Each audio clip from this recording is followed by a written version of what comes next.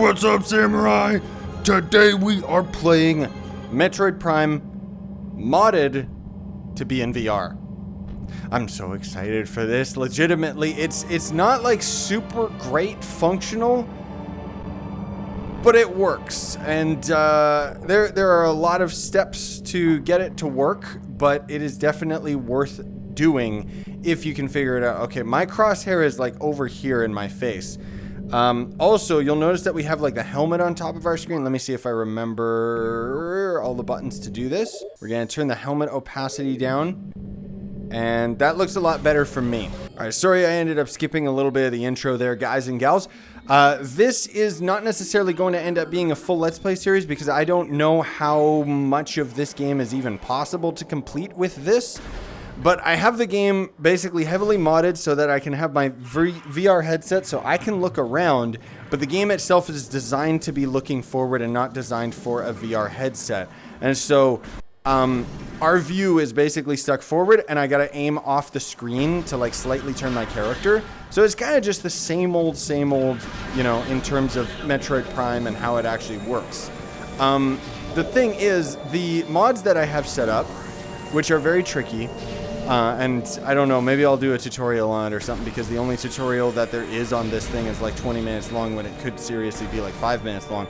But needless to say, it is a little bit more complicated than you would think to get this set up, especially if you don't know what you're doing. Now, for me, I already have the advantage of being kind of, there we go, kind of a VR freak. So even all of this, none of it is like freaking my mind out or anything. Come on.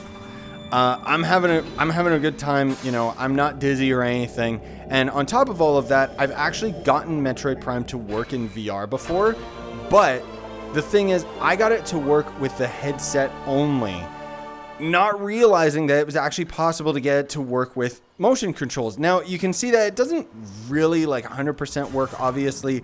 You know, we're basically playing the Wii version of the game, and so my right hand is taken into account with aiming and so on and so forth. My left hand, it doesn't really matter. I'm just used to kind of standing here in this steady pose, right? But again, it's like, I don't know like how much of this is going to be fully playable. I don't know if I'll end up doing more than just this one video, like who knows? Because I know there's some areas where we will end up soft locking, but Metroid Prime is secretly one of my favorite games, and Metroid just in general is one of my favorite franchises, which I think is pretty obvious by anyone that watched my last Metroid series, which was Metroid Dread. I did actually try to do a Metroid Prime series once upon a time, and I don't know, I just never really like bothered completing it. I don't know, it was kind of a weird time for me where I just wasn't really super into it. Okay, we got a missile up here. How do I shoot missiles again? There it is. My crosshair is in a very weird place for me on the VR headset. There we go, jeez. And the controls themselves are not great. They're very, very customized, and they get the job done, but they're not great. I would dread to think like what it would end up being like fighting some of the bigger bosses in this game and some of the more difficult areas, because this game's really hard. Like, you wouldn't think so, but it ends up getting very, very difficult. And I mean, I'm really looking forward to Metroid Prime 4. Hopefully we end up hearing an announcement about it. Die, Space Pirate! Sometime this year, in the maybe even in the March Nintendo Direct. I just assume that there's gonna be a March one because there almost always is one. Get out of here! But these guys are really kicking my butt right now because one of the really annoying things is that my crosshair is actually set up. It's weird. It's like it stays. Oh God. Sorry. Let me just. Please, can you work? The crosshair is completely inaccurate for me right now, is my point. Because when I launch the game, where I have the controller, that's where the crosshair is going to be. Where I have the controller, where I have the headset. And so, just before I started recording, I basically was standing like over here in a weirder position than when I ended up like fully standing up. So the point is, when we end up getting to our save point, which is a little bit further ahead, then I'll be able to just restart the game, and that should end up fixing my crosshair a little bit. I know I'm not scanning the enemies. I really should be, just because coolness sake and learning like about the enemies and so on and so forth. But that's okay. So yeah, I mean, not really. Whoop. Why is this not working? I thought, does that not work because I was in combat or something? Or am I supposed to scan this now because I already did? Yep, I did, but okay, whatever, game. Anyways, I just wanted to have this kind of like, it took a while to set it up, and so I just thought, all right, I'll play this, even if I just do like a one-off video or something, that's okay. I guess I could also like look and see, because if my crosshair turns yellow, then it means that I'm looking like directly at the enemy. But yeah, my crosshair is a little bit off center, so I really want to get this save point, and then I want to just restart the game really quickly. All right, there we go. Now my crosshair is in the middle of my screen, and also I was running into a crash over and over again, so I ended up using someone's different edited config. So it kind of looks a bit weird for me. Like, shooting is definitely going to end up taking some time to get used to, because my camera is a little bit wider now. You guys might notice it. I'm not sure how it's going to turn out in the recording. I'm not sure how any of this is going to end up turning out in the recording, frankly. But anyways, I forget where I was, because I ended up like recording the whole segment of me getting to the escape sequence, and then the game crashed, and then my footage got corrupt. So we're kind of just going to take it from here. But yeah, so basically, if you don't know what a Metroid game is, because I wouldn't blame you. Like, funny enough, when I ended up doing the Metroid Dread series, lots of people were like, what's a Metroid game? Even though everyone knows the term Metroidvania. So the closest example I can give you is it's like Hollow Knight. Or more so, Hollow Knight is like a Metroid game or a Metroidvania. Because these games kind of invented the genre, like that's why they're called Metroid games. And then Castlevania put the RPG element to it where you were leveling up and stuff. And that ended up making the term Metroidvania, right? So the reason why I'm kind of saying this, and you know, most of all I'm saying it as a bit of a joke, because Nintendo kind of refuses to acknowledge that the Metroid games even exist. And they barely end up like making new Metroid games. We know that Metroid 4 is in development right now, by the same team that ended up making this game, and also by the same team that made one of my favorite games of all time, which is the Turok games. So they made like Turok 2 on N64 and stuff.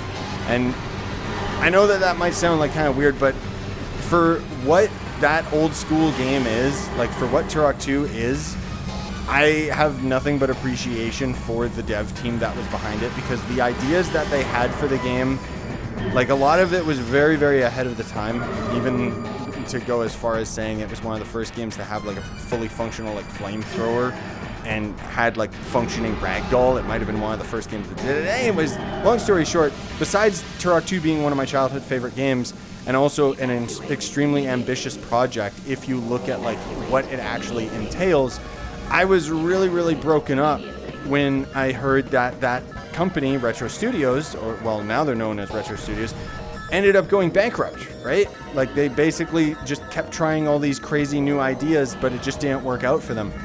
And then I found out that Retro Studios was actually the same team and ended up making the Metroid games and doing all this craziness. And, you know, they were the ones that ended up making the Metroid games in 3D, which is a very, very big deal. And, you know, lots of fans just love the idea that they ended up making these Metroid games in 3D. Sorry, I'm trying to, like, focus at the same time that I'm trying to fact check with you guys about some stuff. But anyways, long story short, I'm not only, like, just a fan of Metroid in general, but this game also just happens to be made by, like, the same team that I loved as a kid and made one of my favorite games, which the reason why I'm even talking about Turok 2 is because that was the reason I got into YouTube.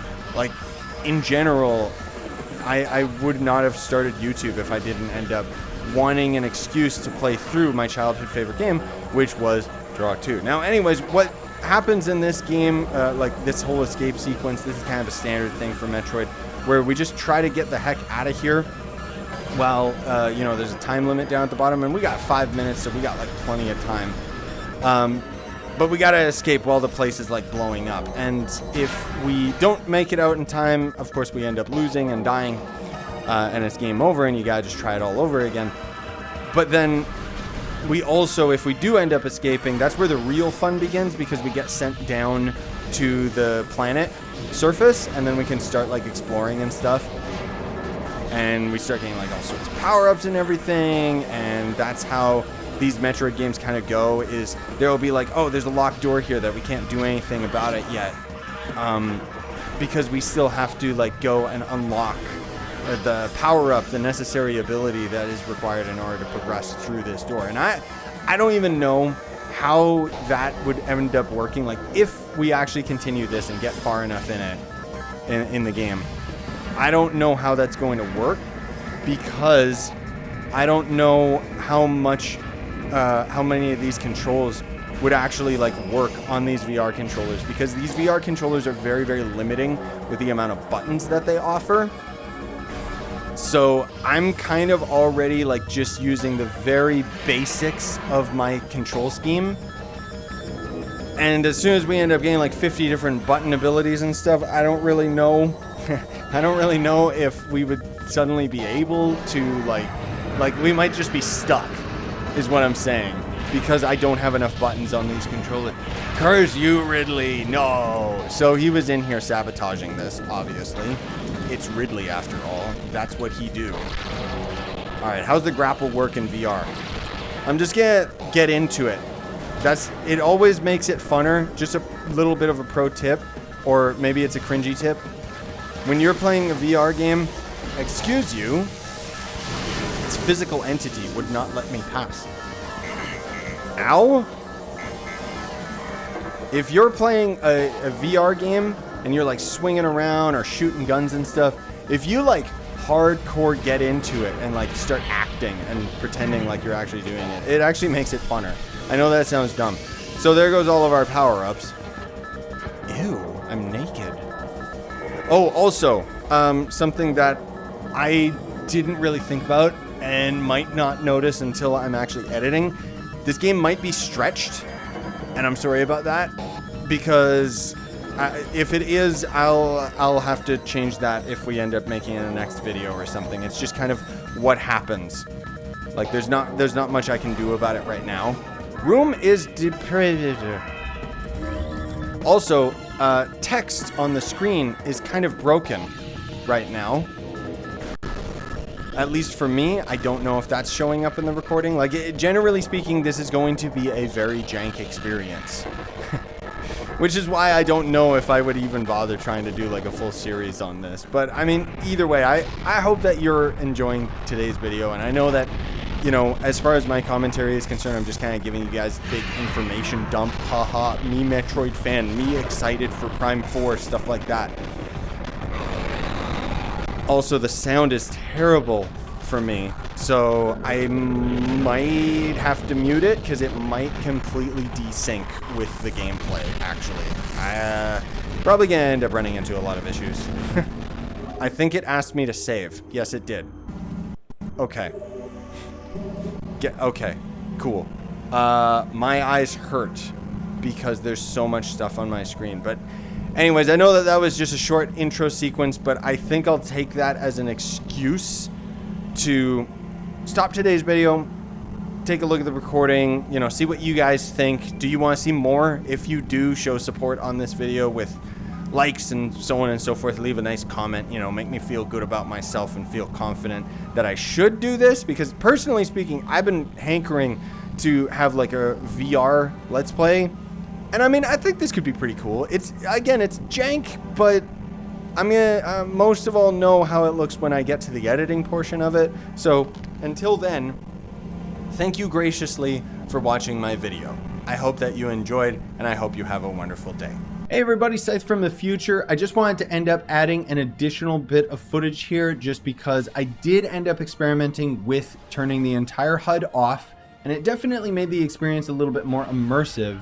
However, I wanted to share my opinions with you guys and gals of why I personally will not be going forward with this playthrough. So I was kind of on the fence of whether or not I wanted to do a full playthrough, and theoretically you could play through the entirety of Metroid Prime 1, 2, and 3 as far as I know with this VR mod. And while the intro sequence was really cool for me, I found that the further I played into the game, I just started to steadily get more and more annoyed as these little qualms started to pile up. And a lot of this is going to be very difficult for me to explain to someone who hasn't played a VR game, but just know that this game does not feel like a proper VR game. It feels like it's duct taped together. See, the VR controllers themselves are designed in such a way that they can take advantage of all of your finger presses and thumb button prompts and so on and so forth.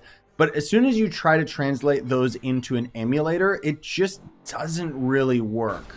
Like, it kind of does, but it's not ideal and it's not very fun. So like, for example, if I wanted to go into Morph Ball, I had to slightly tap up on the right thumbstick without pressing any other direction because I didn't have enough buttons to associate with that specific action. But I think the real moment that really just made me not want to continue playing was when I got to this boss. This is supposed to be just an intro level boss, and I struggled to defeat it. It took me like 10 minutes just because, combined with the jarring lock-on mechanics with a VR headset strapped to my face and trying to aim at these super fast wasps, it just didn't work. And this immediately started spiking up some red flags for me, because if I'm struggling with this boss, then I, frankly speaking, don't think that I would be able to beat this game, because later on the enemies become brutally difficult. Top that with the fact that, again, I didn't have my HUD on for the sake of immersion,